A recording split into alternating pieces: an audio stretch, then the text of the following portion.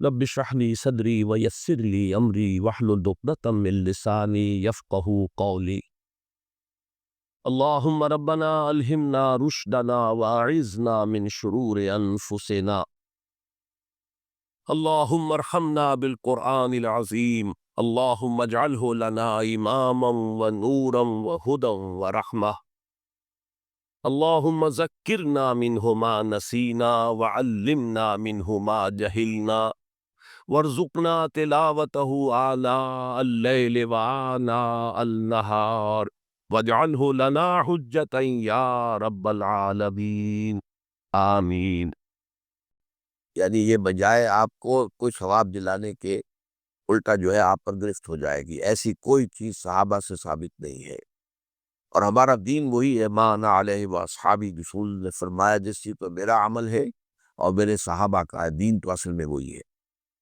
جہاں تک ایصال ثواب کا تعلق ہے، اس میں ہمارے ہاں ذرا کافی مختلف آراء موجود ہیں۔ مجھے اس رائے سے اتفاق ہے کہ مالی اگر کوئی عبادت ہے، اس کا ثواب آپ اپنے کسی فوت شدہ بزرگ کو منتقل کر سکتے ہیں۔ مطلب آپ نے کسی بیوہ کی کو مدد کی ہے، کسی یتیم کی کو مدد کی ہے، کسی دینی کام میں پیسہ لگایا ہے، کوئی صدقہ جاریہ شروع کیا ہے خدمت خلق کے لیے وغیرہ وغیرہ، اس کی تو جو ہے اس کے ثواب کو منتقل کیا جا سکتا ہے کہ اللہ اس کا ثواب میرے والد یا میری والدہ کے وہ کو پہنچا دے۔ جسمانی نہیں، آپ نماز پڑھ کے کہیں اس کا ثواب، یا روزہ رکھ کر کہیں کہ اس کا ثواب، یا یہ کہ آپ قرآن پڑھ کر کہ یہ آپ ہی کو ثواب ہوگا، آپ خود پڑھیں گے آپ کو ثواب ہوگا۔ البتہ ایسے تمام افعال کے بعد جب آپ اللہ سے دعا کریں گے، یہ نہیں کہیں گے کہ میرے اس فعل کا ثواب منتقل کر دے، اے اللہ میرے والدین کی مغفرت فرما، تو یہ کوئی نیک کام کرنے کے بعد جو ہے اس دعا کی تاثیر جو ہے وہ بڑھ جاتی ہے۔ بس اس پہلو میں انڈائریکٹلی اس کا ایک تعلق بن جائے گا، ورنہ یہ کہ وہ اس طریقے سے بچوں کو بلانا اور پڑھانا اور یہ جو ہے سوئم میں کرنا اور قرآن خوانی کی محفل ہے، یہ سب بدعات ہیں اور یہ در حقیقت دین میں اضافے ہیں اور ان کی کوئی حقیقت نہیں ہے۔ دیکھیے، انسانی زندگی کے یہ تین دور ہیں: حیات دنیاوی جو ہماری پیدائش سے شروع ہو کر اور ہماری موت پر ختم ہو جائے، پھر حیات برزخی موت سے لے کر قیامت کے دن تک، اور پھر حیات اخروی ہے قیامت میں ریزوریکشن کے بعد سے وہ زندگی جو ہے جو جنت یا دوزخ کی ہے۔ اس میں ان دونوں زندگیوں کے بارے میں تفصیل سے کوئی بات کرنا بالکل غلط ہے اور اس سے فتنے پیدا ہوتے ہیں۔ ظاہر بات ہے کہ قبر، جسم تو قبر میں رہتا ہے، اس میں تو کوئی شک ہی نہیں ہے۔ روح کہاں جاتی ہے؟ کیا وہ بھی قبر ہی میں رہتی ہے یا کہیں اور چلی جاتی ہے؟ قرآن مجید میں سجین اور اعلیٰ علیین کا ذکر موجود ہے، لیکن یہ تمام چیزیں متشابہات میں سے ہیں۔ یہ تمام چیزیں قرآن مجید میں سورہ آل عمران کے شروع میں بیان کیا گیا ہے کہ ہم نے یہ کتاب اتاری ہے، اس میں کچھ آیات محکمات ہیں، کچھ متشابہات ہیں۔ وہ متشابہات کا ایگزیکٹ مفہوم جاننا اس وقت ہمارے لیے ممکن نہیں ہے۔ یہ تو جب اس عالم میں ہم پہنچیں گے تو معلوم ہوگا کہ ہاں یہ بات تھی کہ جو قرآن مجید میں اس طور سے کہی گئی تھی۔ لیکن یہ کہ اس وقت جو ہے جتنا کچھ ہمیں حدیث صحیح میں مل جائے یا قرآن میں مل جائے، اس عالم برزخ میں بھی یہ تو ہوتا ہے کہ جو نیک لوگ ہیں انہیں کچھ نہ کچھ جو ہے اثرات اچھے ان پر پڑتے رہتے ہیں، ان کی ارواح پر کہہ لیجئے، اور کچھ جو برے ہیں ان کے اوپر جو آخری انجام ہونا ہے اس کی کچھ ریفلیکشن ہوتی رہتی ہے، جس کو حدیث میں کہا گیا ہے کہ ہر قبر جو ہے وہ یا تو جنت کے باغیچوں میں سے ایک باغیچہ ہے یا دوزخ کے گڑھوں میں سے ایک گڑھا ہے، یا کہیں کہہ دیا جاتا ہے کہ کھڑکی کھول دی جاتی ہے اس میں، یا جنت کی طرف سے ٹھنڈی ہوائیں آئیں، خوشبوئیں آئیں، اور یا دوزخ کی طرف سے کہ آگ کی لپٹ آئے۔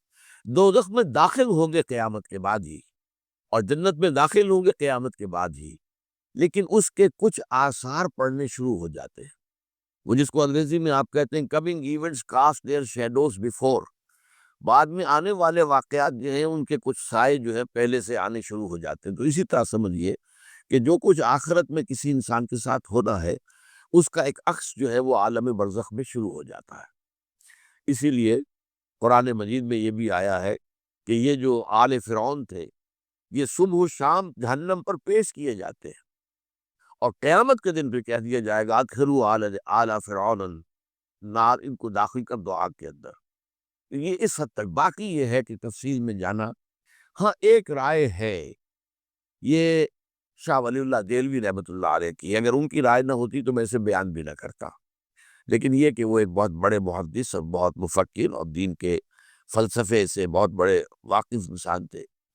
انہوں نے کہا کہ جو اولیاء اللہ ہوتے ہیں، اللہ کے نیک بندے، اللہ کے بندے، ان کے انتقال کے بعد ان کی روحوں کو بھی اللہ فرشتوں کے طبقہ اسفل میں شامل کر دیتا ہے۔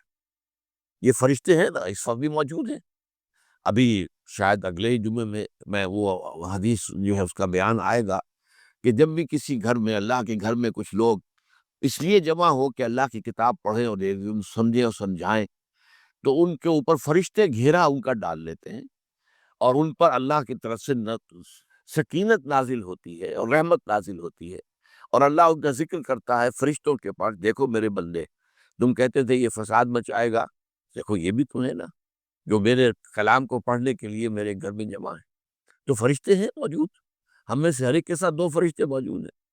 تو یہ فرشتہ اسفل ہے، سب سے نیچے، جو دنیا کے کاروبار کو چلانے میں اللہ تعالیٰ کے سول سرونٹس ہے۔ پھر اس سے اوپر کے فرشتے ہیں، اس سے اور اوپر کے فرشتے پہ مقربین ہے، جو اللہ تعالیٰ کے قریب ترین فرشتے ہیں۔ لیکن یہ کہ ملائکہ کے طبقہ اسفل میں شامل کر لیتے ہیں، تاکہ جو کام اللہ تعالیٰ ملائکہ سے لیتا ہے وہ ان سے بھی لینے شروع کر دیتا ہے۔ لیکن ہمیں یہ اجازت نہیں ہے کہ ہم فرشتوں کو پکار کر کہیں کہ اے فرشتے، اے جبریل، اے میکائیل، یا فلاں، اے منکر جو دیا میرے جو ہے کرامن کاتبین، میرا یہ کام کر دو۔ نہیں، یہ شرک ہو جائے گا۔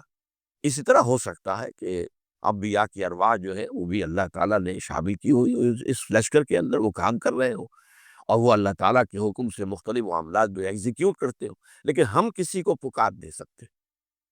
اب یہ نوٹ کر لیجئے، ہدایت و ضلالت اس دنیا میں جو مختلف حالتیں انسان پر طاری ہوتی، یا نعمتوں کی بارش ہو رہی ہے، یا تنگی ہے، فقر ہے، احتیاج ہے، دنیاوی حیثیت ہے، وجاہت ہے، یا دنیا میں گمنامی ہے، کسنوی پرست کے مہیا کیستی، کوئی آپ کا حال ہی نہیں پوچھ رہا کہ تم ہو کون، تمہارے منہ میں کتنے دانت ہیں، یا یہ کہ دنیا میں اقتدار کی کسی مسند پر انسان بیٹھا ہے، یا یہ کہ کوئی اس کے ہاتھ میں اختیار نہیں۔ یہ تمام جو حالات انسان پر طاری ہوتے ہیں، ان کے جواب میں جو طرز عمل فکری اعتبار سے اور عملاً انسان اختیار کرتا ہے، اس کے 4 درجے ہیں۔ پہلا درجہ ہے انتہائی گمراہی، ضل ضلالا بعیدا۔ وہ کیا ہے؟ اگر عزت ہوئی، نعمتیں ملی، فلاں دیوی یا دیوتا کی نگاہ کرم ہے، اس کی کرپا سے یہ ہو گیا، اور اگر کوئی تکلیف آ گئی، مصیبت آ گئی، معلوم ہوتا ہے کہ فلاں دیوی یا دیوتا ہم سے ناراض ہو گیا، یہ کالی دیوی کی طرف سے کوئی مصیبت آ گئی ہے، یا یہ کہ یہ لکشمی دیوی کی نگاہ کرم ہے کہ ہمیں دولت مل گئی ہے۔ یہ تو ہے شرک۔ شرک ہونے کے اعتبار سے یہ ہے ضل ضلالا بعیدا، انتہائی پستی۔ اس پستی سے اوپر آئیں گے تو توحید کی پہلی منزل ہے۔ عزت دی اللہ نے دی، اگر کوئی تنگی آ گئی، فقر، تکلیف، کوئی ذلت، رسوائی، یہ بھی اللہ کی طرف سے۔ ایک اعتبار سے تو انسان ہدایت پر آ گیا، بڑی گہرائی تھی اس گندگی کی اور اس خباثت کی جو شرک جس کا نام ہے، اس سے انسان نکل آیا، نجاست سے۔ توحید تو ہے، لیکن ابھی اس میں اس کی گمراہی کا ایک ایلیمنٹ شامل ہے، اور یہ گمراہی سے جب تک آگے نہیں آئے گا، اوپر نہیں ابھرے گا، اس کا طرز عمل کیا ہوگا کہ ذرا کچھ مل گیا، عزت مل گئی، پھولے نہیں سما رہے،